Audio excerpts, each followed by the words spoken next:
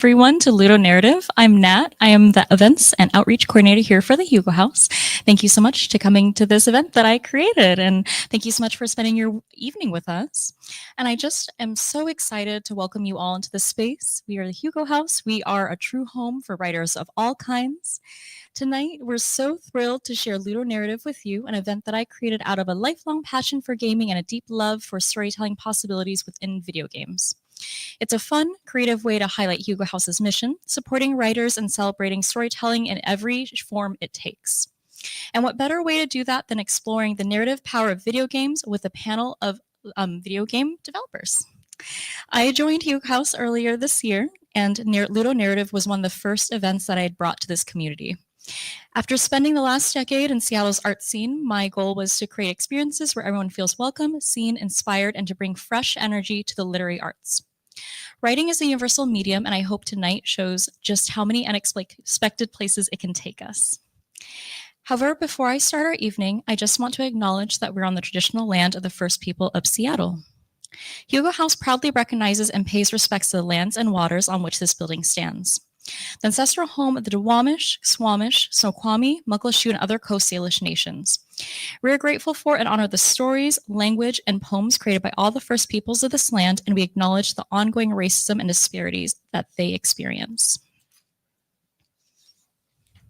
To this day, the U.S. government has failed to grant the Duwamish people the rightful recognition. Federal recognition would honor the government-to-government relationship between the Duwamish and the United States and is crucial to protecting the cultural integrity of the Duwamish people.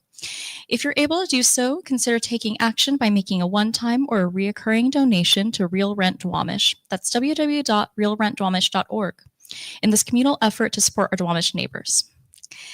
And as I mentioned earlier, tonight we are so proud to present Ludonarrative. This is going to be a welcoming space to explore storytelling in video games and the many ways narrative comes to life through gameplay, design, and structure. However, before I introduce our speaker and facilitator for tonight, Coleman, I just want to share a little bit about the Hugo House. For those of you who have never been to the Hugo House before or ever been to one of our events, if it's your first time, I always start off with a little bit of introduction about what Hugo House is. Many of you know that we're a nonprofit dedicated to opening the literary world to everyone. Whether you're a lifelong writer or someone who's just beginning to find your voice, this is a place where creativity is nurtured, voices are amplified, and stories are celebrated. What you may not know is that the revenue from our classes and events covers only 60% of what it takes to keep our doors open. The rest comes from generous supporters in our community. Your donations help to ensure that we can continue offering programs like this one that you're about to enjoy, and programs that invite people to connect, create, and grow. If you're able, please consider taking a class, making a donation, or exploring volunteer opportunities at hugohouse.org. Your support truly helps keep this place vibrant and accessible for all writers. Now, on to tonight's program. We have the pleasure of hearing from Coleman Anderson, who will be our event facilitator tonight. Coleman is the founder of a local games studio, a community organizer for Seattle indies, and someone with a deep interest in procedural storytelling in games. He also leads a monthly games writers group right here at Hugo House. And Coleman, I'll pass it off to you now. Hi, everybody. Yeah, thank you for the introduction. Before we get started and introduce all the panelists, I was wondering, I just wanted to get a feel for what people were hoping to learn tonight. So if anybody has like a particular area of narrative games they're interested in, or if you showed up with something specific in mind, now's a good time to just raise your hand and tell us, or else we can just go on with the show. Yeah. So me and my buddy are making a kind of a roguelike indie game. You hear that many, many times in your life, right? But it has a definitive narrative that you want to have in it, while also wanting that sort of endless possibility of playing and replaying the game. So trying to figure out how to build this thing in a way that you feel like you're discovering a mystery while you go, but also you're learning the systems well enough to keep playing and feel like you have mastery over them. It's a really fine line. So I'd love to hear if any of you have prepared for that, or just like writing devices that you utilize. I'm not a writer myself. Yeah. And I think for the purpose of this is people will keep these things in mind while they're giving responses to the questions. So, anybody else? Yeah. I'm not a game developer, but I am a writer, so I'm mostly interested in hearing what you all have to say about narratives in games. I heard about this today for the first time, and one of the big reasons why I wanted to go was because I heard Cyberpunk 2. So I like the first game. I like the story in the first game.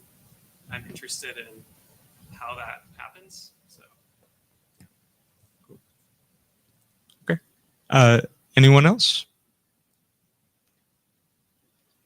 Yeah.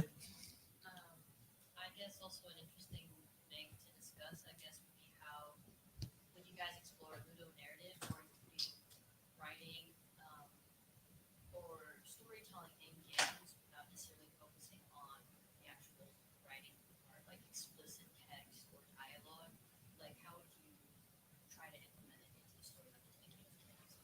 Which I think is what this might generally be about.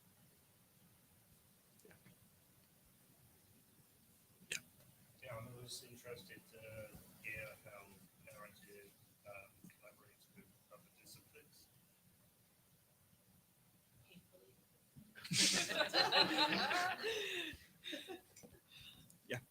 If anyone has any experience through the conceptualization and design to pitching to publishers.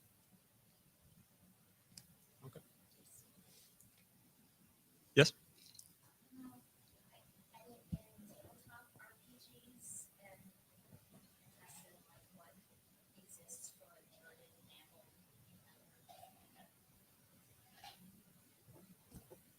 Okay.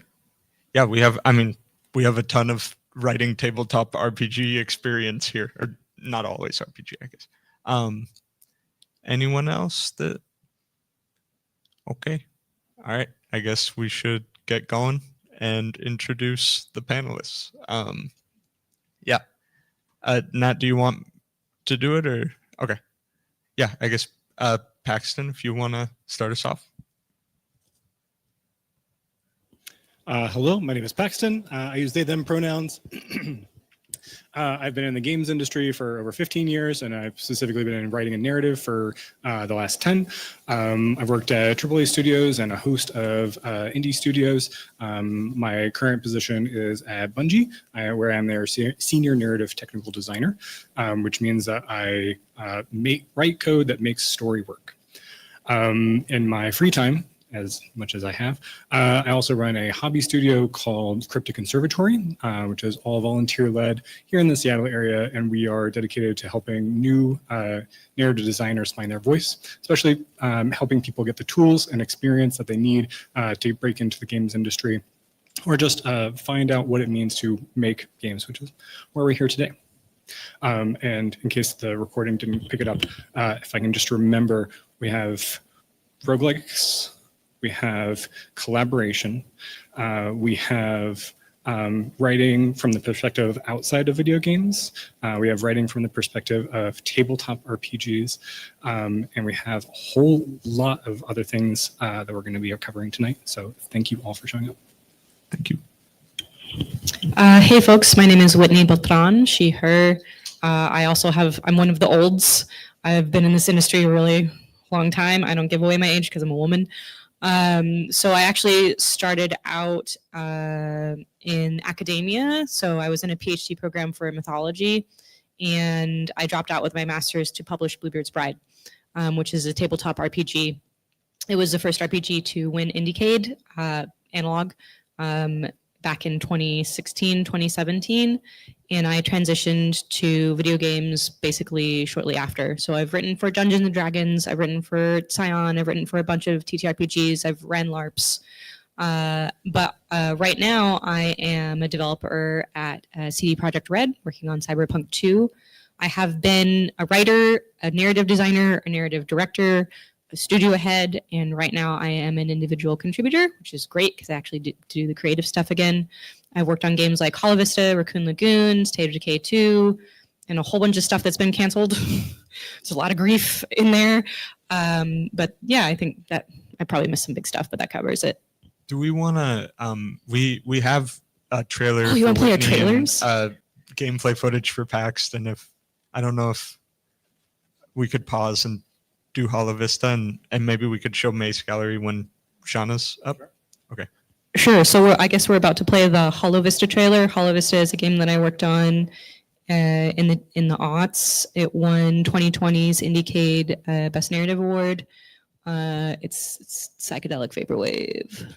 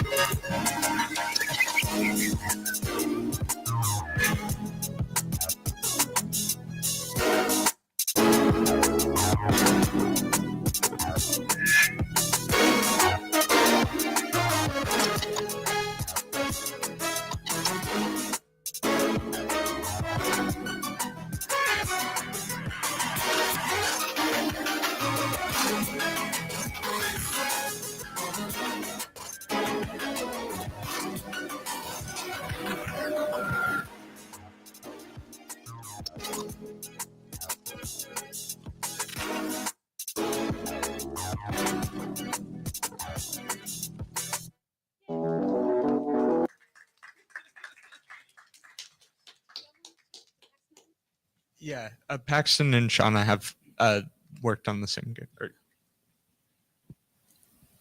Hello.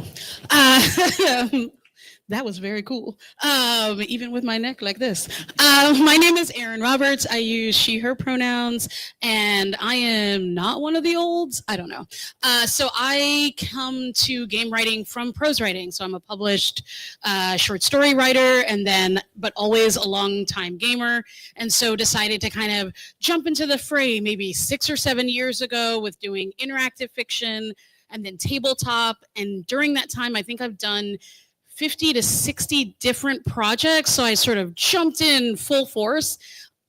I'm also a teacher. I taught for several years at University of Texas at Austin, teaching people sort of how narrative works and how you can actually take narratives and move them between scripts and games and prose and like try to tell the same story in different ways and what they all do. So basically, I just like to work really hard, never sleep, and also like figure out how narrative works. I'm also one of the co-hosts of the Writing Excuses podcast, which if you're interested in writing, every week we talk about how writing works and how to break it down. I think that's basically everything. That's it. The end. No trailers.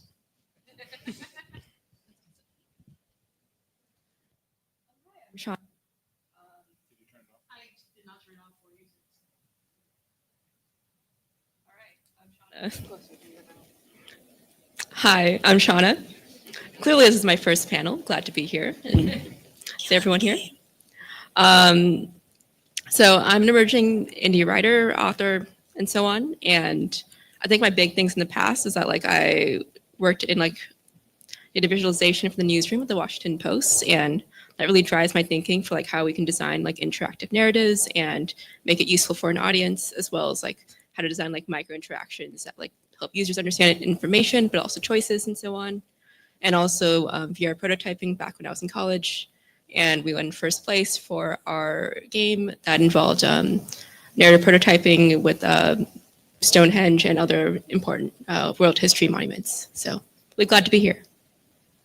Oh, and before we move, Paxton and Shauna have a game called The Maze Gallery, and maybe we watch like a minute of the footage. Thank you.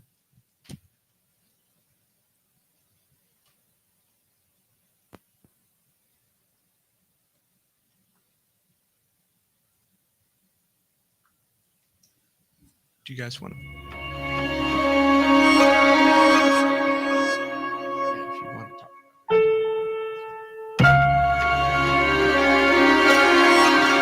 So the Maze Gallery is an interactive fiction, which means that it is mostly text.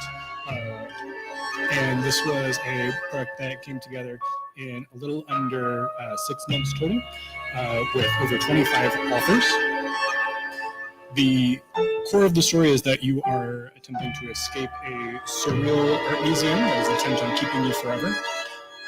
And the product structure is that every piece of art, every room, every NPC that you interact with, they're all written by different people, which is inherently a hilarious and surreal experience that has provided so much to explore and go down the rabbit hole of.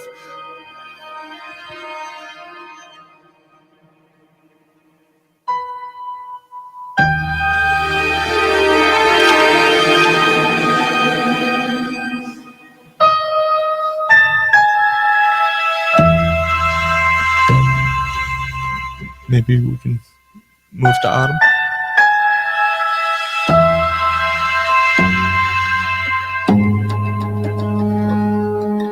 Could we? Yeah, thank you. Hello, hi. I'm Autumn, she, her pronouns. This is also the first time I'm doing a panel like this, or really any kind of panel. I am a hobbyist interactive fiction writer and game developer. My day job is in science in biomedical research. And I make interactive fiction and post them online for free. Two of my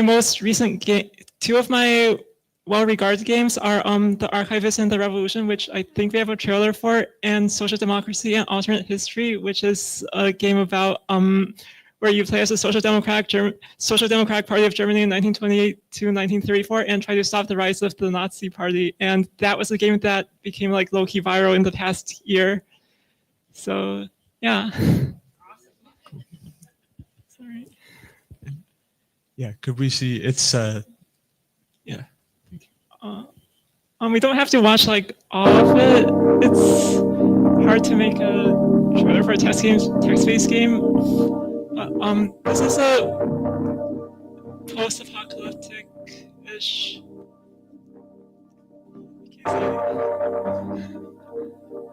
It's just empty. All right. Yeah, it's hard to make like an interesting trailer for like a text-based game, but it's a game where you play as an archivist in the far future who is decoding like memories stored in DNA from a period that was like the kind of like the near future, basically. It's someone from the far future looking back at the near future and like times in between through basically stored documents. And there's a bunch of other stuff in the game too, like interpersonal relationships and politics and such.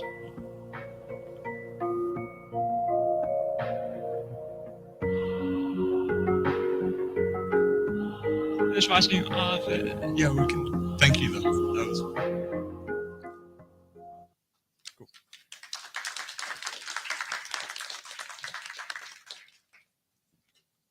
Okay.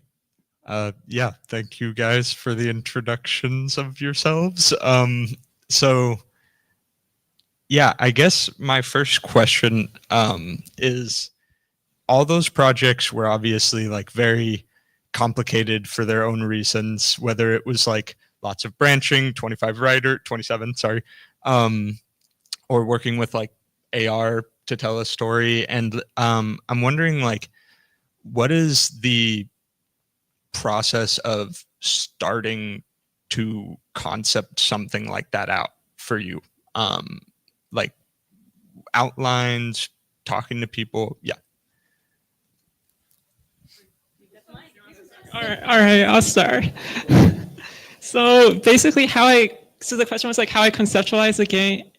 So I think usually what I do is just first start with the basic concept and maybe like a few key scenes, like maybe one scene that I think about a lot, and then just like build everything around that to like see where the key scene will fit into the story as a whole.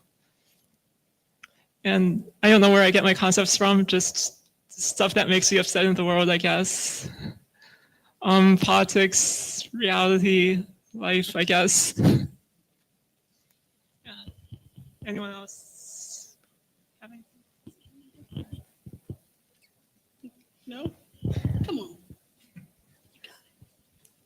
I mean, I really enjoy reading short stories, and that's where a lot of my ideas come from. Like I was also thinking about like underwater ski cables recently, and how like there's such a great metaphor for space, and also like the political intrigues involved, especially when for certain seas and ownership over them.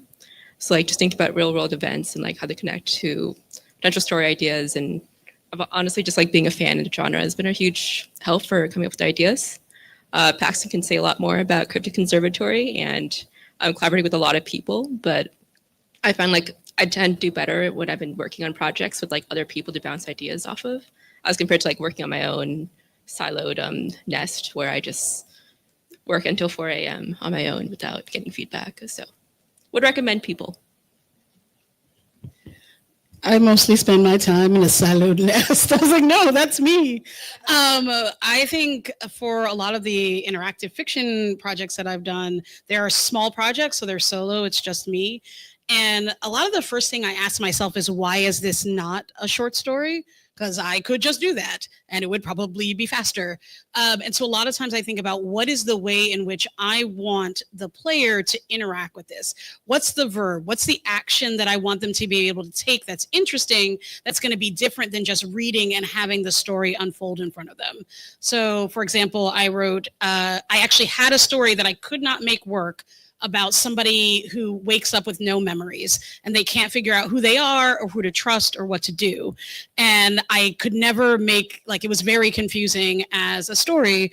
And then when I went to write the game, I thought, well, what if they're buying back their memories? So that's the action. Like, you're learning about yourself by having to decide, which of my memories do I want to hold? How much money do I have? How much do they cost? And part of this is also like a critique of consumerism. So it's a little bit like, you can't afford your whole life. You've sold everything away. How do you get it back? And so once I figured out what's the loop, what's the thing that the player is going to be doing, then I can build everything else off of that. But that's the thing that I always have to come back to, because you sort of teach players how to interact with your game, and then they do it over and over again in just increasingly interesting, we hope, and complex ways.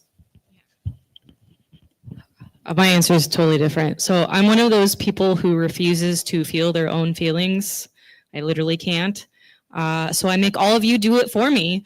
So I'm a very somatics, feeling-oriented designer. Oftentimes when I'm designing on my own, I start with, ooh, there's a feeling, there's something that I want somebody to move through, right? Because games are about agency, or at least the illusion of agency. And so you want to take somebody through a movement. And so I start with identifying, well, what kind of movement do I want them to go through? Is it catharsis? Is it joy? Is it, what is the emotional journey? So oftentimes I start at the end. I go, where do I want you to arrive? When you put down the controller, how are you feeling? How do I get you there? Then I go to the beginning and I work on that. And the mushy middle part is the part that actually comes last, because it's actually the hardest to do when you're building this kind of like roller coaster ride to get right and really fine tune. So yeah, that's what I have to say about that. I also have a completely different answer. I start with a piece of paper and that's it. I'm actually going to answer a little bit of what you were asking about, for like coming from the perspective of like movies, when like everything starts with a script and you have to have a really good story and a really good through line, and then you pitch it to a producer and they think, oh, this might actually make a good movie. That is not at all how any game gets made, at least not in a AAA space. But also, like, it's very rare that you start with a story, because stories are, just like you said, so they're so inherently squishy, and you need that loop, you need that mechanic, you need that thing that you're actually doing. So most games, kind of rightly don't start off with a writer at all, but they start off with a toy. They start off with a designer and some mechanics, and they have maybe some goals, things that they're trying to do and experiences that they're trying to fulfill through those mechanics. And then as a writer, you're usually brought on way too late, but you're often brought onto the video games with a huge palette of verbs and emotions and story beats and plot points that you then have to like fix into making coherent sense. So starting from a story and then saying, okay, let's build a game that makes that story real is very hard. But starting from, let's make a game about one-on-one competition and you're commanding armies into a story that makes sense actually is a lot easier and makes a lot more sense because the way that you tell the story is going to be through those mechanics. And so marrying those two well is how the player is going to imagine themselves and deliver that fantasy, that feeling, hopefully in a way that touches them more than just prose or just a toy ever would. Thank you. I guess I'm just thinking about I think Whitney, you were talking about like the mushy middle part of making a game. I'm wondering once you have the idea and then it's probably going to be complicated for like technological reasons or like you need a lot of art assets or the amount of branching the story has. How do you keep track of everything, whether it's on your own or with a team? Are there like tools you use? Are there philosophies or values that can help? Or yeah. So I work at a AAA studio. So the basics are Jira, Confluence, and producers, or you die. On individual projects, I love Scrivener. It's a writing tool for long form writing, but it's actually great for project management because you get to structure it any way that you want. And if I have notes, if I have weird stuff that I want to stuff somewhere, Scrivener is actually my go-to like tome. But otherwise, like maybe Asana. I try not to overmanage myself on individual projects though, because they're more for joy, because I work in AAA where there's less joy.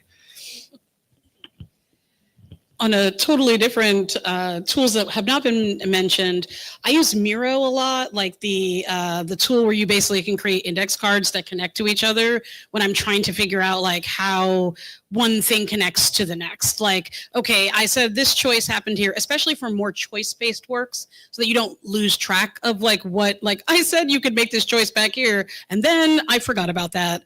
It's a way to look back and see how things connect. I've also been known to use Twine sometimes to just kind of, I'm not going to put, which is a great interactive fiction tool that's free if you haven't heard of it. But like, even if you're doing more complex things or working in a specific program that is like, the people that you're working with are like, we built this just for you to use. Twine is a great way to be like, okay, I said A went to B, went to C, went to D. What is that going to look like? Okay, A was like, you got a car. B, you're at the bottom of a ravine. Wait, I'm probably missing a choice in between those two things. I should move something there. And so it's a great way for me to look at like a 10,000 foot view and just say like, make sure that everything is going to connect in the end. And then the last one I'll say is Airtable, or really any tool that's like an Excel chart, which I use to make sure, and this is more a tabletop thing, that I'm not walking the same path over and over again. I love to create characters who are small, chaotic women, because I am a small, chaotic woman. And so I will forget to have like men. I'll be like, oh, I guess they're real. But like, so sometimes I actually track characters when I'm working on projects, both for myself and sometimes for my employers, to say like, hey, we don't seem like we have like this group represented at all. So I will actually track and like say like, oh, it looks like 83% of our characters are small, chaotic women. Maybe one of them could be a large, chaotic woman, much better, and so that way it doesn't feel like we're leaving anybody out in the characters that we're portraying, especially in smaller groups and smaller organizations where you have the ability to affect that, which you don't in AAA, but in smaller teams, sometimes you do. I mean, usually for personal projects, like I have the luxury of having like my own studios, so I just print everything out, sorry to the trees, and like I put them like on my wall, I put them on my windows, and like I just see it every single day. And like especially like for my first drafts, like I can like see the entire mapping of like page 1 to like 100, like map the arcs of like certain characters, also like the plot, and see if I'm missing certain things or ideas. I also am a huge fan of Figma. This is a carryover from work, but one of the highlights is that like you can also put your ideas on cards and organize them in different sections, but you can also like use the prototype feature to like have like a twine light and like go between options and choices, which I think has been very helpful for clarifying my thinking. So basically everything I do is in plain text files. So for me, yeah. Yeah, so for the kinds of games that I write, the script and the outline are basically the same. Because like a lot of, we might talk about this later, but because most of my games use like a storylet based structure, I can just organize the text files. Like each text file represents a discrete like component of the story, like a discrete scene or something, and I can just like look through the list of files, and like each file represents a scene. So I don't really use like graphs or visualization. I just look through the list of text files in the next command line or something like that. Paxton, did you want to? Yeah. Oh, okay. Oh no, we're passing it to you. Oh, all right. Hire a narrative tech designer who can argue with your narrative lead. Well, the Maze Gallery 27 team, I don't know. It was interesting. Oh, how do we keep that straight? Kinda, yeah. Lots of conversations, asset lists, and crying. Okay, thank you. I guess, okay. So we've done the concept, the writing, organize, I guess the middle. Is there like an analog to the way you'd like edit a script when it's done in games? Or like, is there like, I guess, and the answer might be no. But is there like a moment where the project goes from being written to being edited? And what does that look like, if it exists? Yeah, I was about to say, like, you mean testing, right? I mean, so all games, for those of you who haven't played video games, there's things that can go wrong when you code things. And so it's very hard to predict when you've got big systems. And so you just hire someone else to test all the possibilities on all the possible hardware and all the possible resolutions. And it takes a lot of time. And it's very tedious, and it uncovers a lot of things that you thought you had a good idea for and didn't. And I think that's also kind of true of writing, just in general, where like a lot of times you'll write a piece of prose or you'll write a story and you'll think like, oh yeah, this works. And then as soon as you hand it to your first beta reader, they're like, why is this character making this decision? Like, what kind of emotion am I supposed to be feeling in this? And just showing it to other people is massively helpful, even if they're not paid professionals. So I'll speak specifically from a AAA perspective this time, because I could do many of them. But in our environment, usually what happens is there's a first draft written by the individual contributor. Then the narrative lead or the narrative director will review it and give notes. There's a second draft. There's however many drafts you need until everybody's happy. And then usually what happens is you sit down for a table read, which is you print it out and a bunch of people sit at a table and they read it out loud. This is to catch anything that's ear weird. And then after that, it's implemented as a temp dialogue into the actual system. So the actual game, usually with robo voice, which sounds awful, but you've got it in the game. So you're running around and you're like dying the same way 18 times to see how it sounds and if you want to murder yourself afterwards. And then after that, you get real dialogue in from voice actors, and then you still find mistakes. So you have pickup rounds where you get the pickups in, and then you get to translation. And by then, if you haven't figured it out, you're cooked. And finally, you ship with the dialogue. So it's actually quite an intensive process. Yeah, and I would say for like smaller projects, so I did a project that had voice acting, but was like small enough that like I was literally in the room like while they were recording things and could actually be like, oh, that sounded bad when you said that. Not because of you, because of me. And so like, can we quickly fix that? But you can't fix like major issues. You can only fix like, oh, that word sounded off this time. And like, maybe if you did it slightly differently, and then voice actors are magic and will make everything sound beautiful. But like, you're like, oh, I could use more beauty here. And so a lot of it is like, there are stages, and each stage, I think you lose up. there's like certain things you can no longer fix at each stage. Like the overall narrative arc is hard to fix when you're in the room with a voice actor at that point.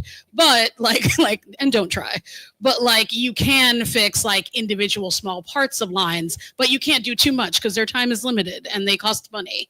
So it's really every time thinking about like, what's the big thing that I need to be focusing on? I also find a lot of times when I edit, it's like, what am I editing for? Am I editing for the way the dialogue sounds? Am I editing to make sure the lore actually makes sense and that we actually, like, people will understand what our game is about? And each time you kind of come at it with a different eye. And I would say if it's something you want to do, I always say, like, look at other people's work, like offer to be a beta reader for somebody. When you read other people's work critically, you get better at developing your own critical eye and your own ability to evaluate your own work so that you can do a little bit of self-editing and not just have to rely on others, but be able to kind of fix things as you go. Yeah. So in addition to printing everything out, I also do like the 30, 60, 90 rule where like when I hit like certain milestones for like my work, I show it to whoever will put up with me for 30 minutes and I usually get them coffee or something, but I still show up and have them like read through it or like play through it and like just make sure I get that feedback. Because like even if I don't incorporate for the next milestone or what have you, at least I have it as a record. And like if I'm like at that 90% mark and I have extra time, which, you know, is very abundant among people these days, I can go back and fix and update it. But for me, it's like even playtesting alone has been very helpful of like thinking of the mechanics of like individual options or like how do like the paths like get certain endings, for example. Yeah, so playtesting is really helpful. I don't think I do enough of it for my own indie games because I'm the only person working on it. And usually if there's a deadline, I just like, so for social democracy and alternate history, I basically did not have any like playtesting before it was released for the first time, which is probably not a good thing. But one thing that I do a lot is automated testing. Like I wrote a script that just goes through the choices and then makes random choices.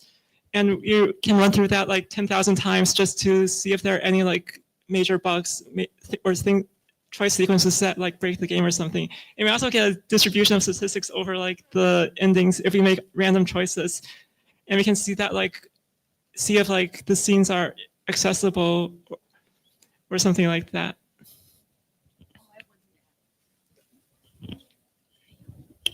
Okay, one more thing. If you do find yourself as a studio, as a writer, and you have gone through playtesting and everybody is griping about something in your narrative, they are correct that something is wrong. Whatever solutions they offer are shit. It is your job as the narrative person to come up with the right solution, and like, trust me, don't go with what they suggest. It's going to be bad. You're the one with the knowledge and the expertise. So accept when you mess up and you need to fix it, but do not accept what they suggest to change it with, because it will be bad. Just in my experience, trust yourself. Okay? Okay. It's good advice. Yeah, I guess I have sort of another foundational question. How do you find choices in the story that, like, I guess I'm gonna make an assumption that most of the time, and feel free to say this is a wrong assumption, most of the time choices are letting players like express themselves somehow or getting to, yeah, like they're representing some thing that the player wants to see in the game. And I'm wondering how you find choices that seem to represent like the different kinds of players to avoid the situation where that maybe people have seen in games before, where like you have like 3 options, but none of them are really what you want to do or say. That was a very rambling way of asking a question, but I think if you understand,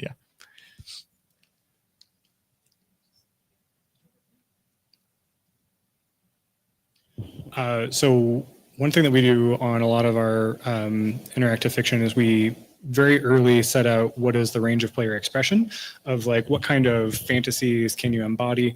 So there's in the Maze Gallery, you're in an art museum, and obviously one of the fantasies that you can embody is a person in an art museum. which a lot of people imagine as an austere, interested collector or art appreciator. There's another important fantasy whenever you're trapped anywhere, which is to be a goblin. And a lot of our range has to sit between, all right, I am interested in art and being appreciative versus I am here against my will, therefore I am going to steal paintings off the wall, therefore I am going to go make some mayhem. And so we need like some gradations along this line of how do we want to support that? Because you definitely don't want to support every possible fantasy in your game. If I'm making a baseball game, I don't want people to be able to like run up into the stands, right? Like that's outside the game. So establishing those like fantasies early helps you then later say like, okay, when we're having this system, say this is a quest that you can complete in multiple ways. Can you complete it in all the ways that it advances those fantasies? Is there anything that we're missing that people will want to explore that our system really should support? So I mostly work in single player RPGs for my real life, and in single player RPGs, there's one golden rule, and it is that players want to be seen. So anything that you can do to make them feel seen, right, by hook or by crook, you don't actually have to see them. You just have to make them feel seen. That is what matters. So any narrative device, any structural gameplay device, callbacks, anything that you can do to be like, I see you, you did that thing, or I see you, you want that thing, or I see you, you're sad. That is what creates these emotional bonds that have people showing up at Comic-Con in, suits and writing 10,000 words of fan fiction about a character you've never heard of. That's why people care. It's because they feel seen. It's very, very, very important. I've been thinking about this a lot recently, and thinking about this theory that I now have, that you've got like players for each of the, if you remember the old like who, what, when, where, why, and how, that all of those kind of reflect a way in which people play games. So like I'm a big who player. When I encounter choices, I think about who is this character? And it's really important for me for the choices to feel like different types of people would have made that choice, so that I can say like, oh, my character is like very nice or mean or sassy or whatever that thing is. But I have friends who are what players, and I think that like what players often think about what can I do? What is the actual, what's like the power that I'm going to get? What is the ability or the weapon that I'm going to be able to get out of this? And I often think that like what players tend to think more with the end in mind. So like as a who player, I'm like, I'm always discovering who I am with each choice I make. A lot of my friends who are what players think, I want to be a goblin with 8 swords, and I want to figure out what can I do in each choice that I make so that I can achieve the character style that I have in my brain. Because when I picked up this game, I was like, oh, I can be a goblin with 8 swords, bet. And so like they're trying to like figure it out that way. And so I think it's important for choices to both be about who are you when you make them, and signaling to the player a little bit, what could this do for you? Or like, what does this unlock for you to be able to do in the future, so that you're getting people who are on both parts of the spectrum. And I think all the other ones like when, why, where, how, like a lot of those are just extensions. When and where people love immersion. So a lot of them is like, who am I in this world? And why people are like, why do I have this goal? So it's like trying to figure out a lot of times when I go through choices, what would I do? What would the person I play with, who I'm like, why are you doing that? What would they do? And try to figure out what are the different play styles, and making sure that choices can kind of hit them in multiple ways so that people can feel seen. Because if you make them all who choices, the what person might be like, why do I care if I said this in a sassy way or a mean way? This isn't doing anything for me. It feels like there's no reason for me to do this. Or if every choice is just about getting one sword versus another, somebody might feel like, well, why do I know that I want that sword? So you want to kind of try to balance both of those sides at the same time. So this might be more of on the journalistic side, but something I've been thinking about is like author-led interactive storytelling versus player-led interactive storytelling. Because something that I see common for some structures where it's like author-led is like you have like a linear story or like a string of pearls of like different segmented narratives, and ultimately you want the player to get to a certain point. Because like I was working on an interactive fiction in the past where we wanted to trace like generational trauma across 2 generations. So there would be choices in air quotes, but as soon as you click them, it would explain like why this choice is not available for this particular person in this era or what have you. So in that case, that's an example like author-led limitations, like calling attention to the friction of that choice, as compared to like more expansive storytelling where maybe you're deciding like what kind of toast you're going to eat that day, and like that level of flavor text leads to like personalization, and maybe that does affect like your final outcome of like how much of a personality do you have. But I find that like I'm personally drawn to more restrictive choices and like calling attention to like why did I make that restriction in that choice. Hi. So in interactive fiction theory from like 20 years ago, people wrote about something called the triangle of identities. So like the player character, I think it's like the player character, and the narrator are like separate people, are like all separate things, I guess.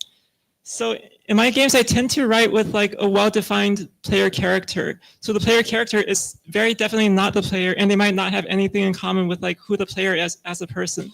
So to get the available range of choices in the game, I try to like go deeply into the player character's head and think like, what choices would they make at that time? Like in Archivist and Revolution, M is like the main character, the player character M is like a person in a very specific circumstance with a very specific history and background.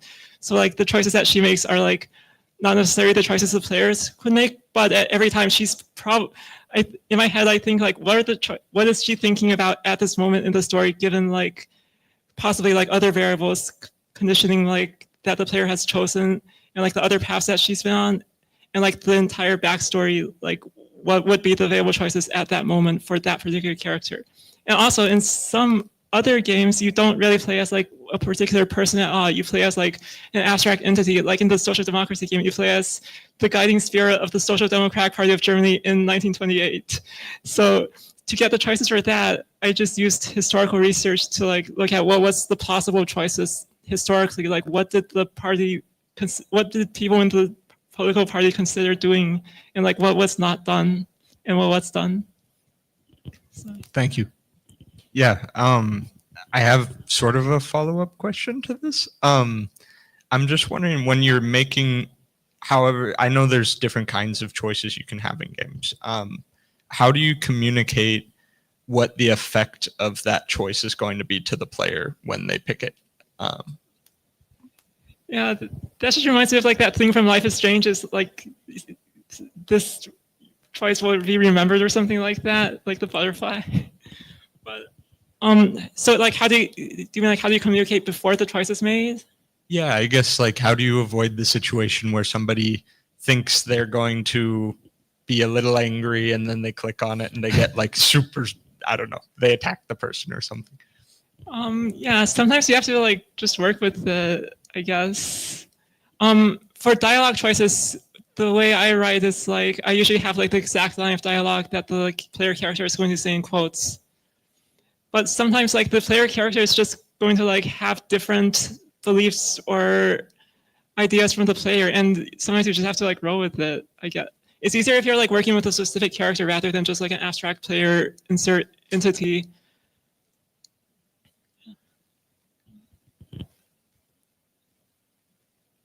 Still digesting the question, but I think something I think about is like choice of games, where like they often very much reveal the stats. Like if you just hit the menu button, it's like I know immediately like if this choice is improving my dexterity or improving like my morale or what have you.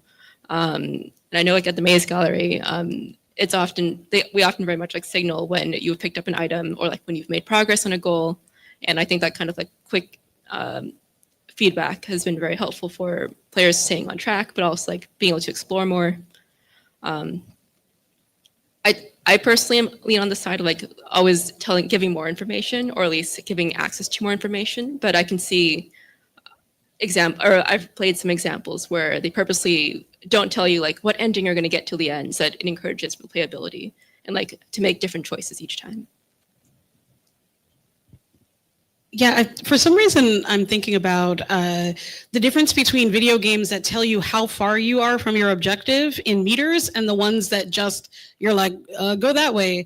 And they work very differently. If you tell people you're 100 meters from your goal and every time they step, they either like go to 99 or 101, you don't have to do as much environmental storytelling about which way to go because literally it's telling you, like, go this way. That doesn't mean that you shouldn't have cool environments that are doing cool things.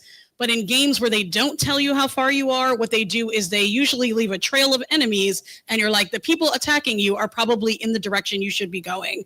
Or there's like something in the visuals or there are doors that are blocked off and you can only go this way.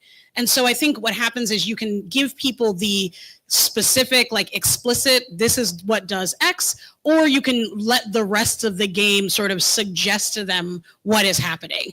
That does mean you will lose people. I think some people really like to be told explicitly. They don't enjoy the subtext. Like if they press angry answer and it's not the angry answer they would have given, they're like, I am big mad that I would have been angry in a different way. And I actually think what's nice to do in those cases is to show people what the game is going to be early. Teach people how to play. Like have a choice where it's going to be kind of an out-of-pocket angry choice really early on so that the player's like, well, I continued playing after knowing this. So in some ways I have bought into this is the kind of game I am playing. And I can't be mad because they told me they were doing it. And so I think a lot of the early parts of the game are really teaching people what is the mechanism, how does this game work, and like what are the actions you're going to be doing in usually not huge world-breaking ways so that you're teaching people what to do, whether you have an explicit tutorial level or not, and therefore they're like, okay, I know I'm in for this experience, and then you can continue to build on it because they know what to expect. Yeah, so I don't have much to add other than some industry lingo. So in my neck of the woods, we call that volitional choice very specifically. So remember that one, you'll sound like a fancy game designer if you're like, yeah, oh, yeah, that wasn't really good with the volitional choice, was it? And the way that we support volitional choice is through telegraphing, which is everything that everybody just described. So remember those two, volitional choice, telegraphing, you got it covered. Yeah, I have very little to add because you hit the nail on the head. Like, I will say that there's a wide range of the types of feedback as well as the types of choices that players will get from different games, and each genre has a lot of different expectations for what kinds of feedback they're looking for, and what kinds of choices they'll be able to make. I think the game Dispatch does a very clear job of showing like these are the major routes of choices that you can make, and this is where the story pivots. This is the choice that everything changes, and then you're kind of like sitting back and back on rails. A lot of games are more squishy. Thinking about like a lot of the Fallout series, where you have a broad range of choices from a broad range of characters, and where you hurt reputation with one faction, you help another one, and a lot of that possibility space is very wide. And so showcasing both like what kind of feedback you are going to give early, and then playing up to what genre you are in is key to setting those expectations well. And to give one of my favorite examples of a game doing it very, very poorly is the Infocom Hitchhiker's Guide to the Galaxy, which has a choice probably like the first 10 minutes where you can choose or not to feed a dog a cheese sandwich. It seems to have no effect until you are about 80% of the way through the game, and then you are raided by an alien empire that will destroy you and everything else, and there is no way to go back until you restart the game and and make the different choice. So like terrible feedback. There was also not a great save system back in the day, and people were very unused to interactive fiction as a genre, so they don't know what to expect. So learn from others' mistakes. Cool. Thank you. I guess when you're working out like the different, because if you're doing something branching, you sort of end up writing several stories for one. And I'm wondering, are there any techniques that you've used to keep the writing amount down and still have the still have the player feel like they have agency in the story. I'll be right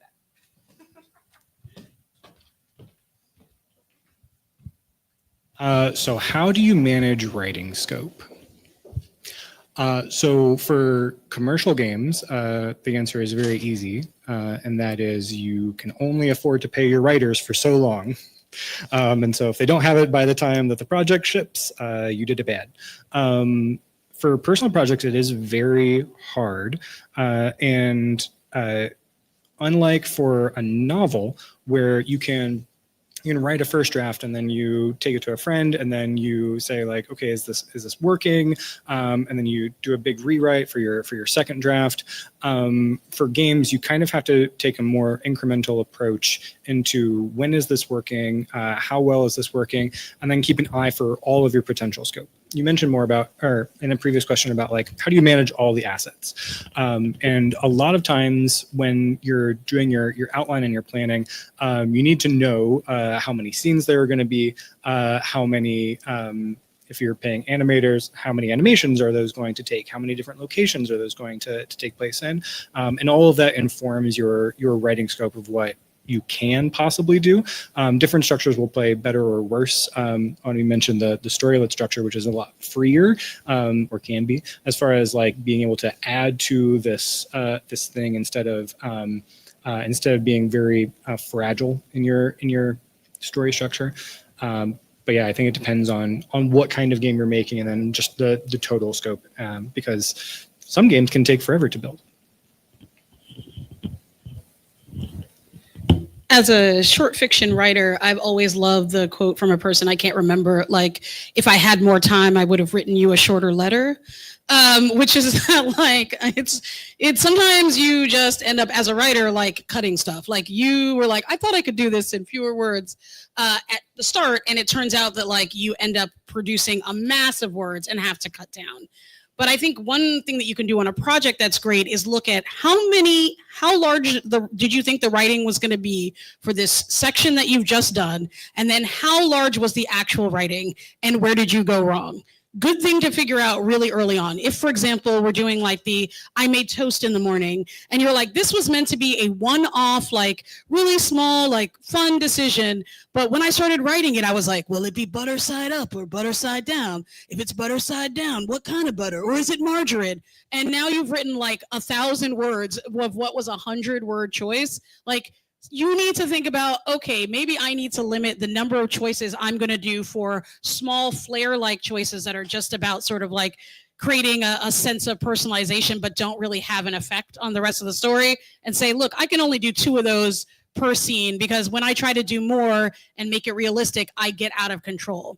But a lot of it as a writer is about like, because they'll only pay you for so long, is about learning like yourself, like learning where do you lean in too far? Where do you not lean in far enough? And so you have to look and say like, oh, it took me way longer to write this than the amount of time I was being paid for. What held me up? What was the thing that I could do faster in the future? What is the thing that like maybe I'm going to take, more time on because it felt flat? And so a lot of iteration is the way that you learn. And I would say do that iteration early in a project when you can still rein yourself in, and not when you've written a 3 million word epic for something that was meant to be a flash game.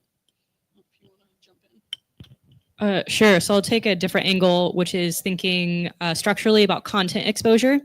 So however much content you write, you need to understand in a certain playthrough how much of it will be exposed, right? Because time is money and projects cost, if not money, our lives, which is the most expensive thing. So when you are thinking about how can I be efficient, right? You go, well, if I write this narrative structure in a certain playthrough, is 15% of it exposed? Is 30% of it exposed? Is 90% of it exposed? Different genres of games will have different targets for content exposure, but you should at least be aware what your content exposure is and what your goal is, and move it around until it feels good. But think of it more a little businessy and less creatively, and it will help you a lot. Speaking less on the business side and more on the personal side, I also agree with the rapid iteration aspect. Like last year, I just did a bunch of game jams. I think I did like 6 at least, and just like and I had a different writing style for every single one of them. So it was a little hard to like figure out what is my best process, but I think it's very much dependent on what project you're working on.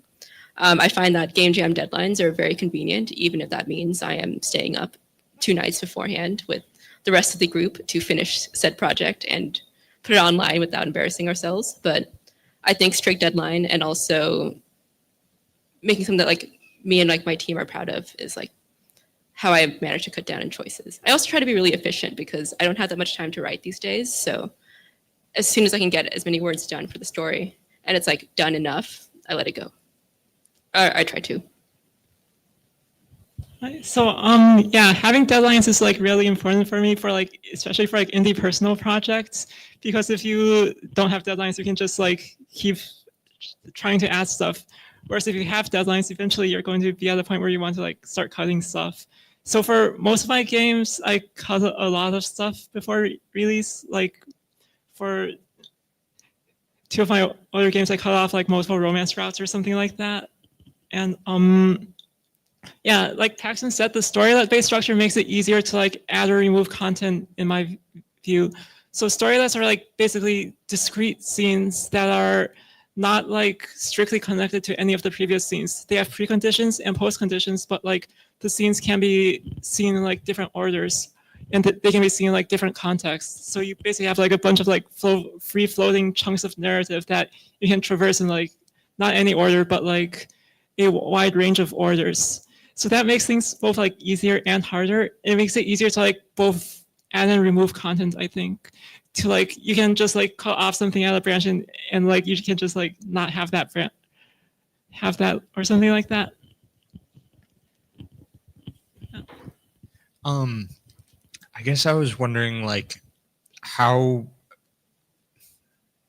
do you decide on the mechanics, but I guess I mean more just like how do you figure out how the player, and maybe could you picking a specific project you've worked on, like how did you guys decide on how the player is going to interact with that world and like what the rules should be?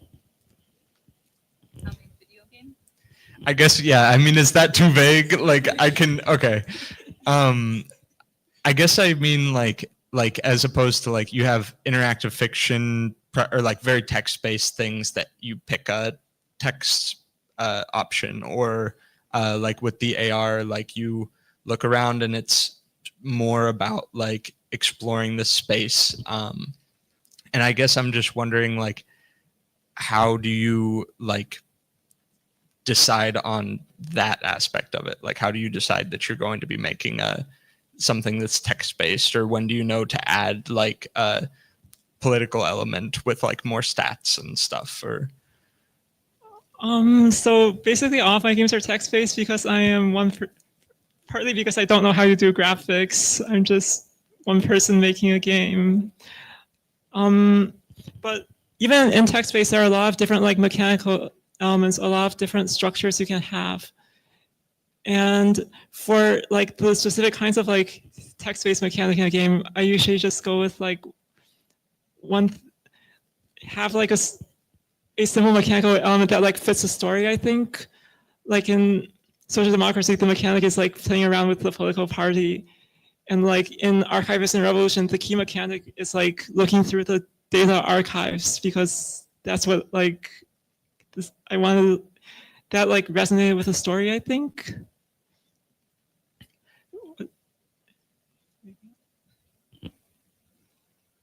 I think that's a great point about like having a key mechanic that you tie with the narrative.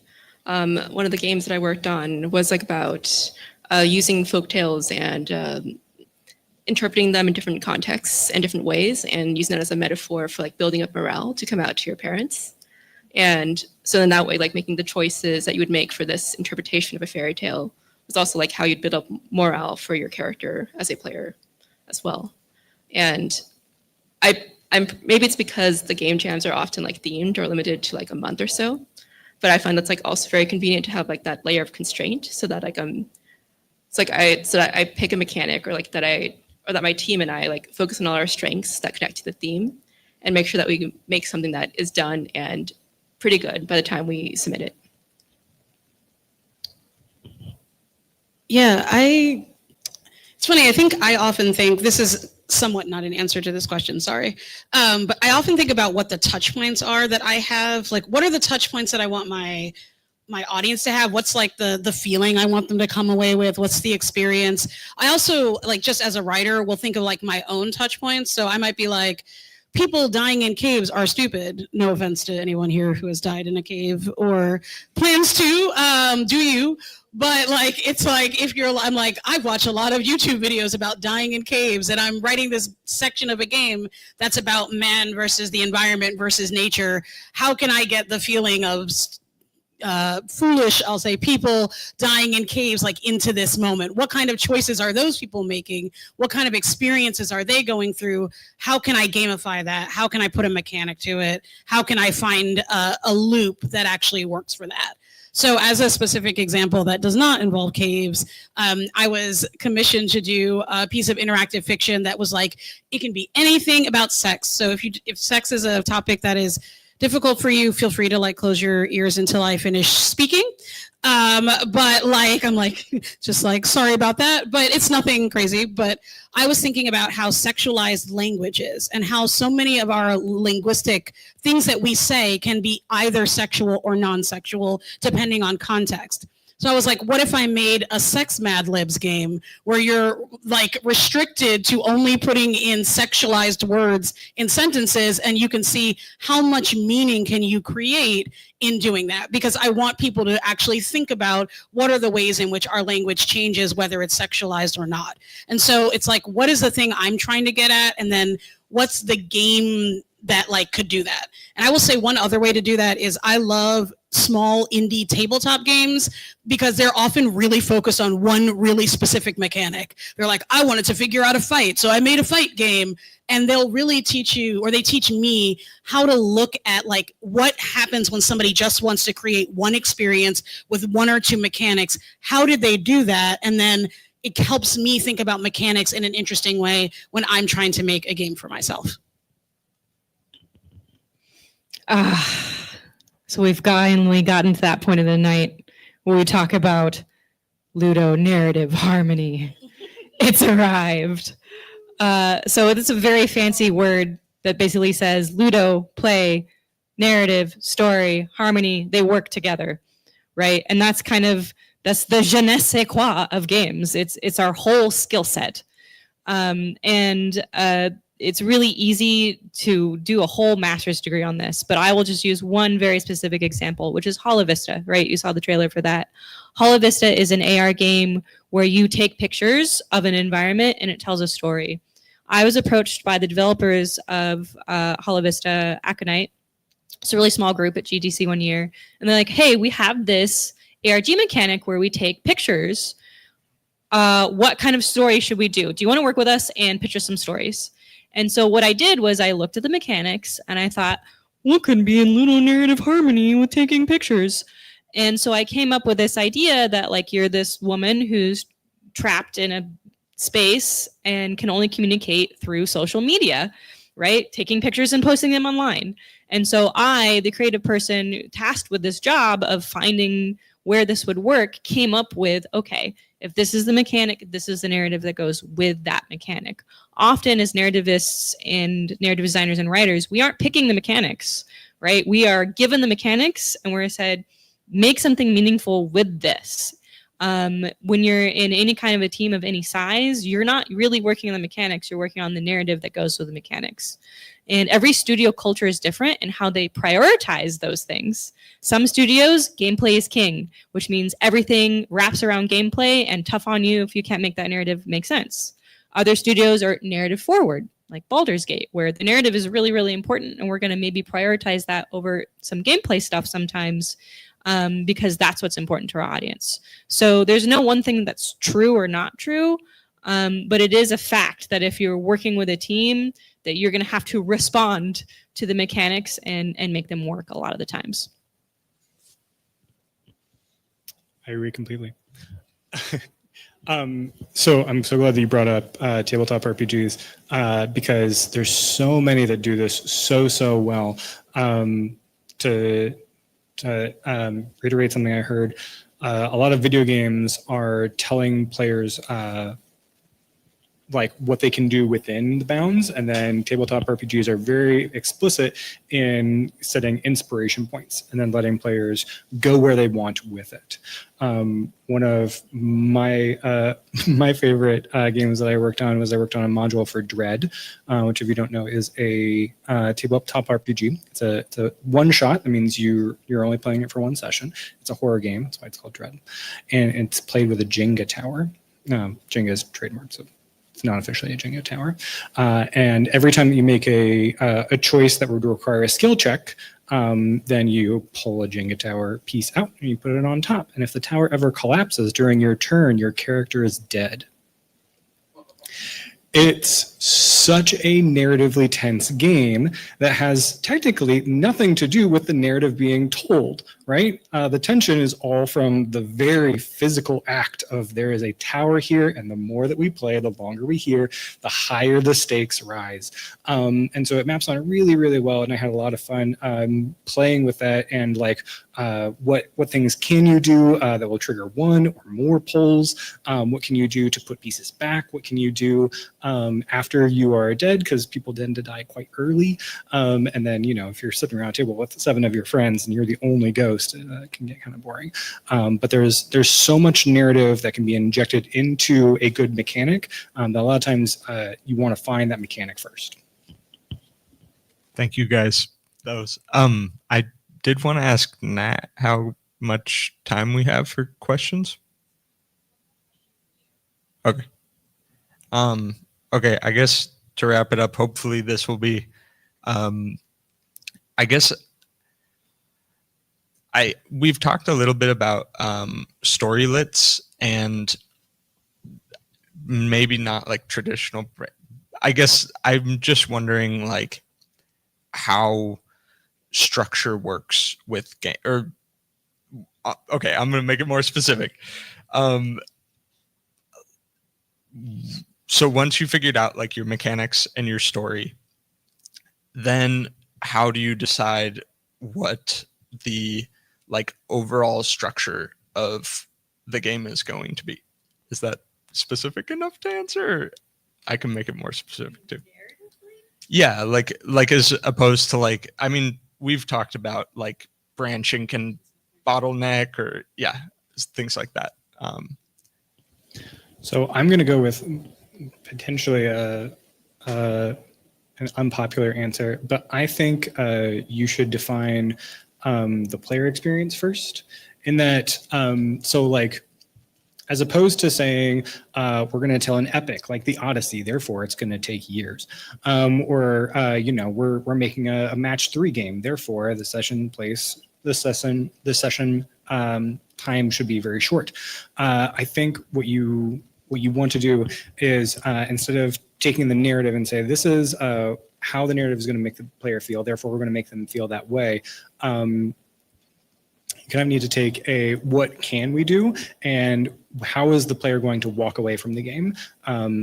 There's a very famous book called Rules of Play that talks about the magic circle, and every time that the player enters the game space, they are like stepping into the magic circle, and every time that they're done playing, they step back out, and they're kind of doing the what's that thing where you imagine you're in a different world? Isekai?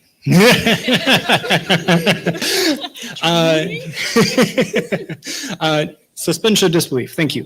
I forget very common words. Where you have that suspension of disbelief specifically to the game. We are all sitting down at the table and we're playing Monopoly. Therefore, we are living by Monopoly rules until someone loses, and then they get to go back into the happier world. I'm going to cheat again and just stay specifically in my lane of single player AAA RPGs. And in my capacity as a narrative director, which I have been before for several titles, I like to start with the structure of a 5-act play and then break the shit out of it.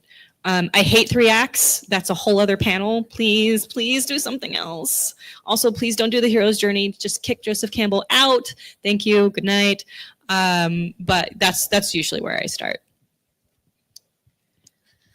I enjoy looking at like those structure, like there's a great article that I can't remember now that looks at all the different, especially in interactive fiction structures, your branch and bottleneck, which is where like things go apart, but they come back together. Like you make a choice, but you end up at the same crossroads in the end, like at key points during the story. There's the Cave of Time, which is named after a choose your own adventure book, which is the thing where every choice you make basically ends in death. So there's like, you have to replay because it's like, oh no, I died. Wait, what if I go the other way? I lived. Oh no, I died. So it's like small choices and your game ends really quickly.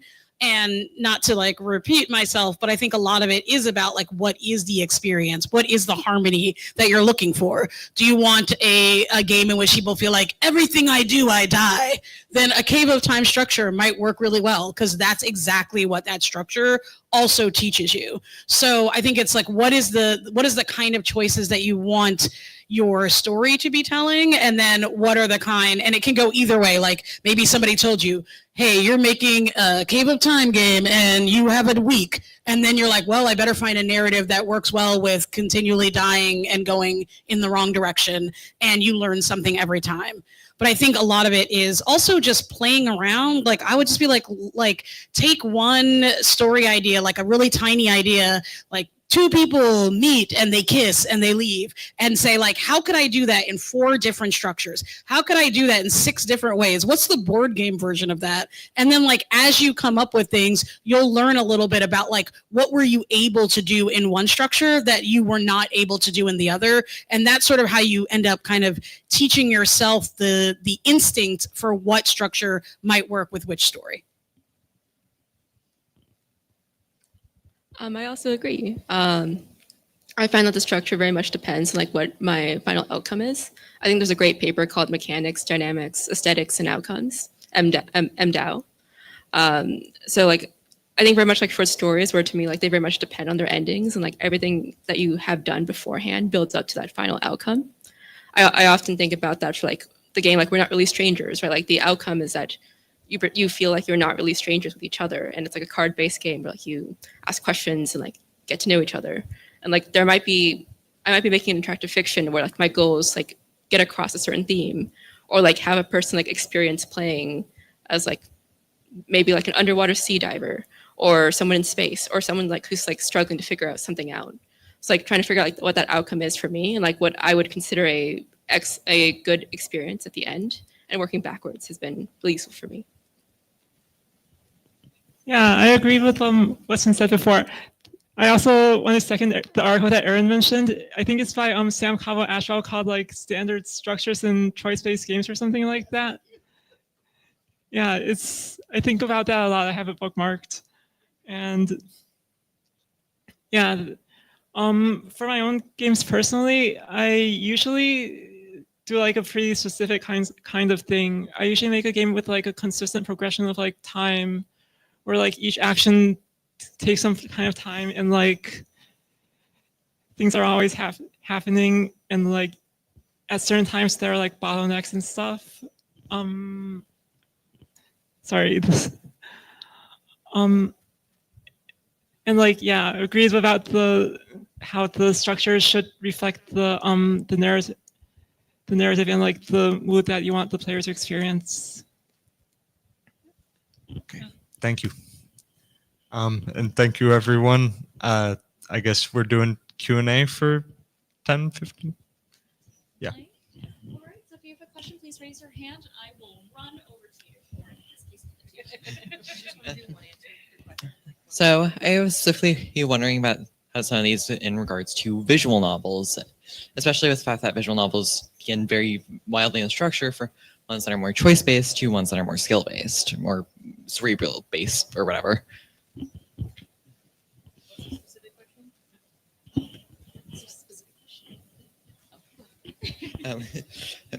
So my specific question was in regards to visual novels, especially the ones that vary in structure wildly from ones that are more choice-based to ones that are more about around, thinking through and trying to, solve the mystery or whatever. I was thinking about some of the concepts that asked about in the past several minutes or whatever, or however long this has been, in regards to those. I'll answer and say that like a lot of times a very standard visual novel is very linear or route based, and I think the choice to depart from that really depends on your audience. When you're going with a visual novel that is a dating sim, or when you're going with a visual novel that's trying to tell a particular author-led story, that makes a lot of sense, because what you're really doing is giving a little bit of interactivity to show the players agency as far as like moving through the story, but not necessarily changing it dramatically. It's when you go to a visual novel more like Danganronpa or Ace Attorney, where you are making these different deductions, and some of those can be very constraining in like their outcomes, or very broad as far as the different endings that they can have, but the choice to depart from a linear structure really depends on the type of fantasy that the player has. And when the fantasy is like, I want to date this person, and the end goal is yes, you kind of want a linear structure. But if the fantasy is, I want to be a detective, and you want a wider array of choices and mechanics that kind of support evidence that you can follow up on, and the different avenues that you can interact to push and pull characters and advance the story in different ways. All right. If anyone has another question, please raise your hand. I'll try to get to everyone. Let's start back here. You had a question? I guess just in general, I was wondering about how would you write differently for, say, games with maybe multiple endings that a player could come across, or games which have a singular ending, but maybe it's not necessarily linear, such as in like a AAA RPG game where you can have a lot of side quests and you can have many different story routes, but still come to the same ending and still have it be satisfying for the player and meaningful for the game. I'm not sure I understand the question. But if we're talking about AAA endings where there's multiple different kinds of ending you can have, what really matters is the journey along the way. And so that's making you feel like you have skin in the game. One of my favorite things to do is to kill NPCs. I love killing people that you love. Sorry, not sorry.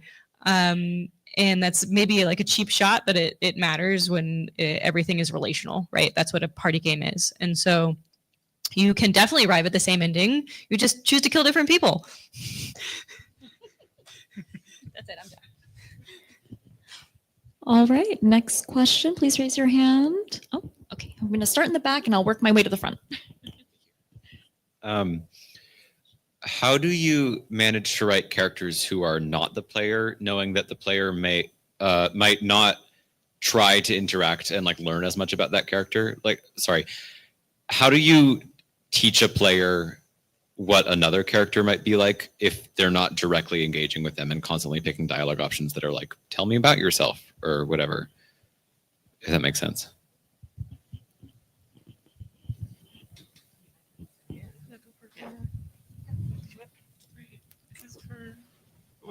For me, is the character, do you mean like an NPC or like a player character who is like a well-defined player character? I was thinking NPC. Okay, someone else should answer. Yeah, I'll say like I think a lot of characters are the ways in which we ask people in real life. We do not just learn about people by being like, tell me about your childhood and that time with the snake, but instead by seeing how people interact with the world. So one of the things that you need to think about is like, what are your NPCs doing when your player character is doing something? How do they react to player character decisions? How do they chime in when there is an opportunity for something to be chosen?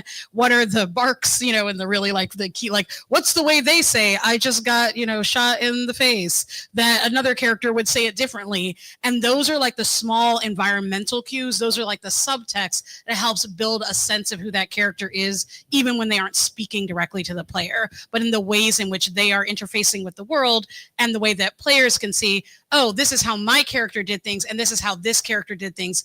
Obviously, we are different, and I feel we are different in this way. All right, next question. Perfect. I'm gonna work my way up. Hi, I'm going to press on this matter of generative games and storytelling. So, when you're doing something like a generative kind of adventure type thing, one of the problems that I keep finding is that the fantasies are very shallow. Basically, the exciting part is the player gets to tell their own story in the space of the world. You made a bunch of scenarios and you're just like, live them out. And then you're like, this happened and then that happened. But writing interesting characters that live on for a long time in that space is very difficult because you don't know when they're going to find them. You don't know when they're going to go away. So I'm just looking for wisdom that you all have on, like, how would you approach something like that? How would you create characters that can fit in a world that maybe doesn't have a great chronology, let's say? It doesn't have a great sense of time moving in a specific way. Does that make sense?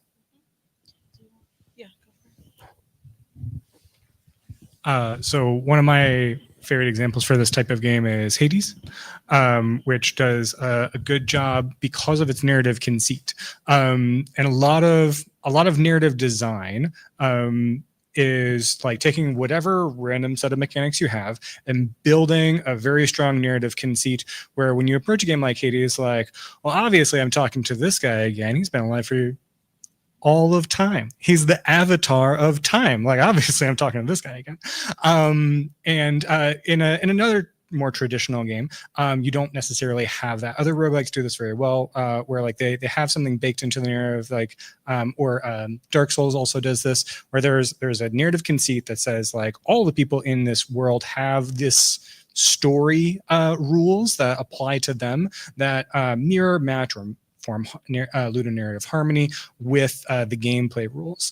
And so I think you need to take a look at whatever your gameplay rules are and what kinds of story rules would make that make sense.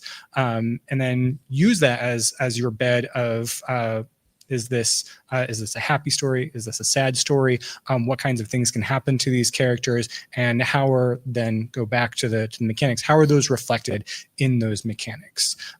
Hades does this well because even though I can get not so far into the world and then get sent back, every time I interact with that character, I'm actually in a linear progression with that character. Our relationship is developing in a fairly straight, or in some cases branching, manner. So we actually are laying different structures on top of one another in order to create a complete collage of a game. I just want to jump on this really quick because I actually have a source for you.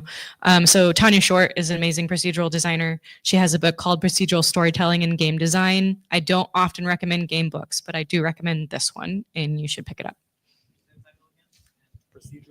Procedural Storytelling and Game Design by Tanya Short. We're all going to add to this question just really quickly. I would also just say that, like, if players are only going to see a little bit, like an amuse-bouche of the character, make it a tasty one. So specificity and things that are really like that will make people lean into that bit, make them interested to talk to that character again. My favorite example for this is the show I've never seen on CBS called George and Mandy's First Marriage, which I'm only interested in because I'm like, first marriage? Do they marry each other again later? I have no idea, but it makes me want to watch the show because it's a weird bit of specificity that makes me lean in. Alrighty, so we have time for 4 more questions. I'm going to take 2 from the middle row and then 2 on the right side of the room. So I'm going to go to the middle row first. Do we have anyone in the middle row? Hey guys. So making players feel something. So from a visual storytelling perspective, because we know mechanically things like Brothers: A Tale of Two Sons and Journey and things like that. But I'm training to be a pro wrestler. So from a storytelling perspective, besides killing players, what is your most reliable way to get your audience to feel something?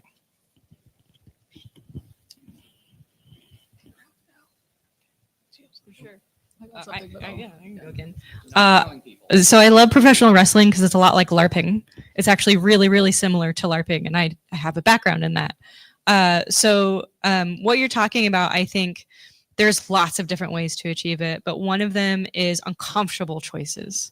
A choice where you're going to lose something no matter what, something that you value, and you have to choose which thing that you value that you are going to dismiss or get rid of or destroy. Not quite as cheap as murdering somebody, but when you feel like, oh, I have to be the one who has agency over this thing that I love, and I love this thing, and I love this thing, and I have to let one of them go, then there's buy-in. You've convinced yourself that you made that choice, even if we, the developers, made you make that choice. It's a really nice, cheap shot. Alrighty, one more question from the middle row. Does anyone have any questions?